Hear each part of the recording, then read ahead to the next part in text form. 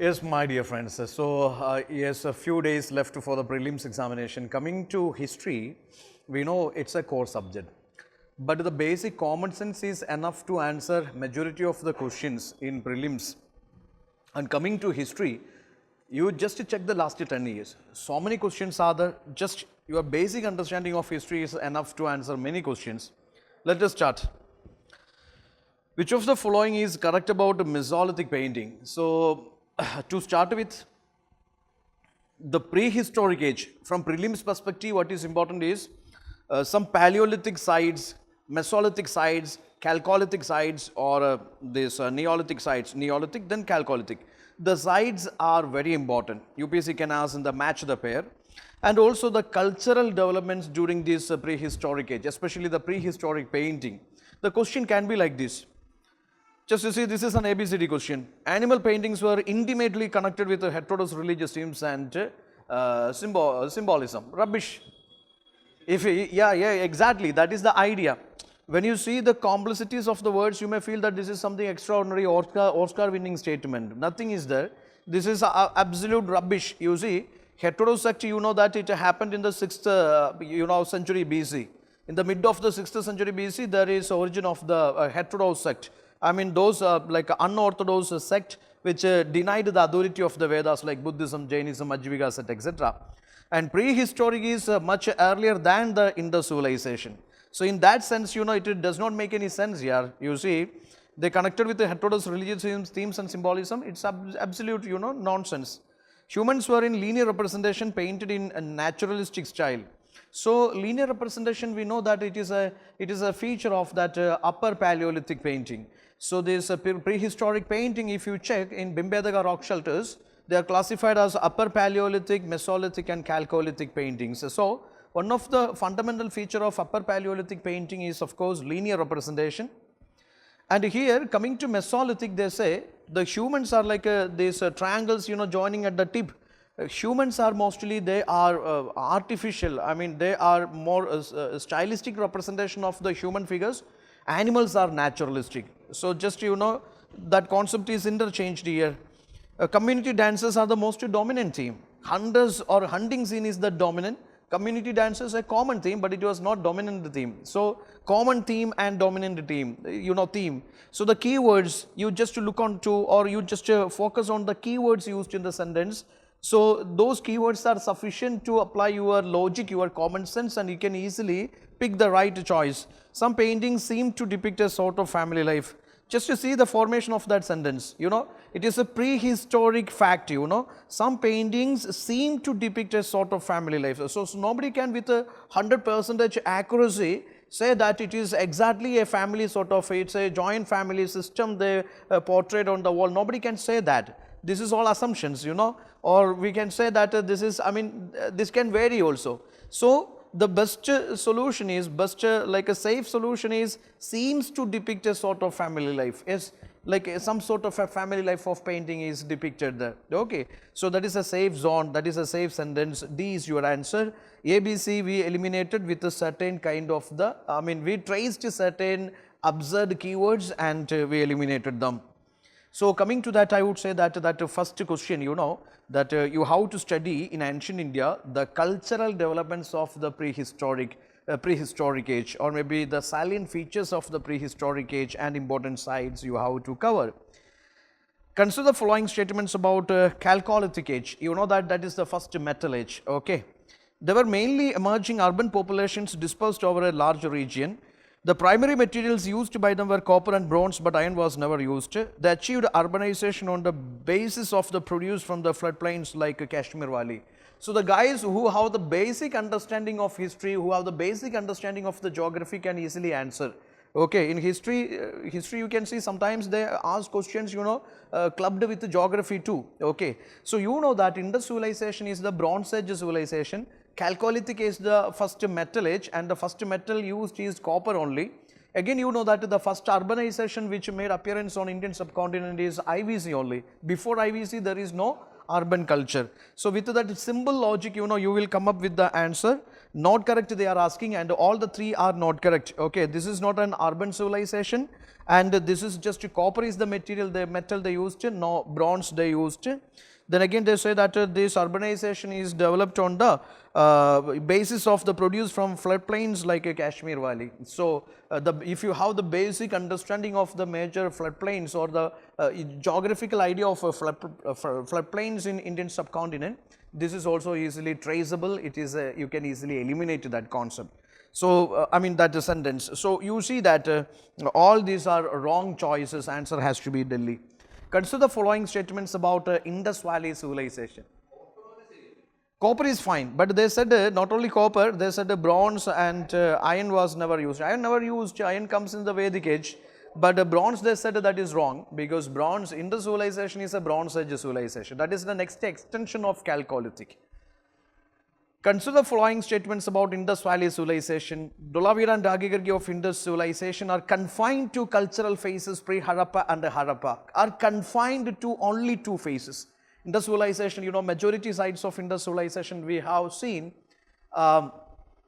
they reflect pre-Harappan, mature Harappan, later Harappan phases. Here they say they are confined to cultural phases pre-Harappa and mature Harappa.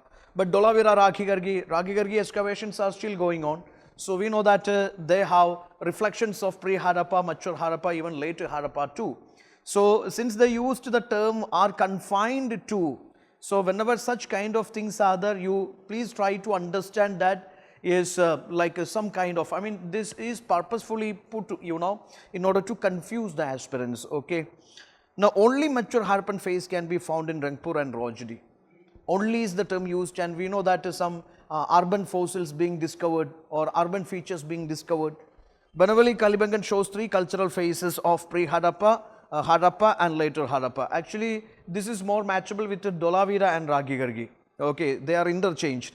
So, this is the way UPC can confuse you by simply interchanging the findings of the Indus site, or by simply interchanging the phases of the Indus site, okay, or interchanging the geographical locations of the Indus sites, they can confuse you. So, here correct one is none of the above, I think. Am I right? Go for fourth one. Consider the following statements about Indus culture. Harappan scripts were the oldest deciphered script in Indian subcontinent. Yeah, Harappan script is never deciphered. Is not a best of Indian script, never deciphered. And so that is a simple logic. It's the oldest deciphered script. We can say it is deciphered. Harappan site Alamgirpur is found in the banks of Sutlej. So, one is westernmost site and one is, you know, this you see that near to Punjab. So, if you have that like a basic map in the mind, you can easily answer it. So, this is the way also UPC confuse you. Maybe the site is in the northeast, sorry, it is in the northwest region, and UPC as in the northeast, I mean connect with the northeast. So, just to get to the idea, the major sites of Indus civilization, and that basic understanding is enough to answer this type of the questions. Okay.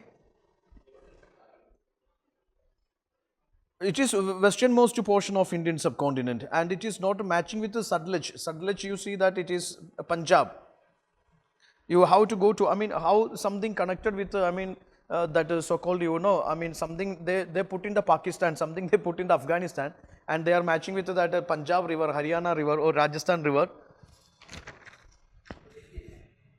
Yes, it's Delhi is the answer. Consider the following statements about Vedic age. During this time, neither tax was imposed nor treasury was maintained. Absolutely true only. Vedic age, you know that there is Rigvedic age, there is later Vedic age. Coming to Rigvedic age, you know that neither tax was imposed nor treasury was maintained, because Rigvedic age, you know, in fact, Rajan was, you know, his powers are limited. More or less, he was kind of an elected ruler. Maybe tribal assemblies are more powerful. His bureaucracy is limited. Or maybe Bali is, I mean, voluntary offering is one of the way of like a Rajan getting income, you know. So, we know those things, and Rajan was, I mean, in fact, the kingdom concept was not emerged during this time. Jana was the most important identity here. Rajan also having limited powers here. So, with that sense, you know, you can go for, yeah, neither tax was imposed nor treasury was maintained. Rigvedic society is matriarchal, it's patriarchal, it is patriarchal society. So, that is also the basic thing. Basic unit of society is family, and the head is Grihapati. Obviously, that is a correct statement. Not correct they are asking here. So, not correct is 1 is correct and 3 is correct, and not correct is 2 only. 2 only. Consider the following regarding this later Vedic age. Dependence on Sabha Samadhi was increased during this later Vedic age. So, the term used is increased. You know that tribal assemblies, Sabha Samadhi, Vidada or Gana, these are tribal assemblies. They were powerful or important during Rig Vedic age. But coming to later Vedic, you know, their importance is like, yeah, so the decreased. Women strengthened their political rights in the later Vedic. Women never strengthened, in fact, they were powerful, or maybe they have equal roles in this Rig Vedic. Coming to later Vedic, you know, even their permission, their entry into tribal assembly is also denied, and their status got deteriorated. Fourfold Varna system and appearance of several Jadis caste made a social system complex. True, obvious, you know, we know that the Purusha Sukta Mandala is added, Varna system is become so rigid, that becomes so rigid. So, not correct they are asking, you can say the first one, dependence on Sabha Samadhi was increased during this later, that is wrong, not correct. Women strengthened their political rights in later Vedic, that is not correct. Third one is correct. So, your answer is, yeah, Delhi 1 and 2 only. Moving on to question number 7, consider the following pairs: Bhadrabahu Digambara, Stalabahu Shedambara, Nagarjuna Theravada sect, Mahali Goshala Ajviga sect. So, you know that after that famine, yes, a group of Jain monks, you know, went to South India to save themselves, and they strictly followed the teachings of Ardhamana Mahavira. They were called Digambaras. They were called Digambaras, and their leader was Bhadrabahu. Even Chandragupta Maurya also accompanied them. Stalabahu is the leader of the, you know, Jain monks who stayed back in this Magadha, okay. Little bit alterations they done, like wearing white dresses, etc. They are Shvedambaras. Nagarjuna is not connected with the Theravada sect. Nagarjuna is a Buddhist scholar, and he is the founder of Madhyamika school of philosophy. Madhyamika school of philosophy is the foundation stone for Mahayana school of Buddhism, not Theravada Buddhism, okay. Mahakali Goshala Ajviga set, yes, that fate, everything as per fate. So, of course, Ajviga, that is an offshoot of Jainism only. So, you can match 1, 2 and 4, they are matchable. This third pair is wrong. So, how many pairs are currently matched here? 3 pairs are, you know, yes, yes.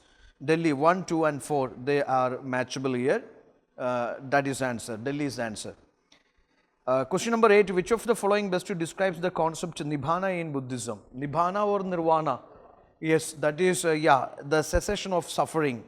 That is exact. So, Buddhist terminology is important. Buddhist terms, Jain terms are important. You have to follow.